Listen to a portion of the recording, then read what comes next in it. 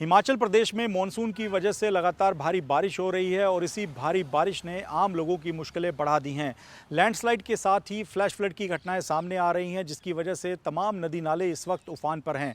बताया जा रहा है कि हिमाचल प्रदेश के कुल्लू में लारजी और सैंज इलाके को आपस में जोड़ने वाला मार्ग रविवार को बाधित हो गया, क्योंकि इस सड़क मार्ग के बगल से ही पागल नाला नाम का एक बरसाती नाला गुजरता है और इसी नाले में रविवार को देखते ही देखते अचानक से पानी के तेज बहाव के साथ मलबा, पत्थर और कीचड़ आ गया, जिसके कारण सड़क मार्ग भी बुरी तरह से प्रभावित हो गया। सड़क के दोनों ओर वाहनों की लंबी कतारें लग गई, क्योंकि ये जो लारजी और सैंज को जोड़ने वाला मार्ग है वो आगे जाकर कुल्लू जिले से मिलता है। इसी वजह से इस सड़क को सुचारू करने के लिए वहाँ पर स्थानीय प्रशासन के द्वारा एक पूरा ऑपरेशन चलाया गया। जेसीबी मशीनों की मदद से जो मलबा नाले से सड़क पर आ गया था उसको हटाने का काम किया गया और करीब 4 से 5 घंटे की कड़ी मशक्कत के बाद इस सड़क मार्ग को सुचारू किया जा सका। इसके साथ ही हिमाचल प्रदेश की लाहौल घाटी से भी लगातार हैरान करने वाली तस्वीरें सामने आ रही हैं, जहां पर एक और भारी बारिश हो रही है तो ग्लेशियर पिघलने के कारण चंद्रभागा नदी पूरी तरह से उफान पर है।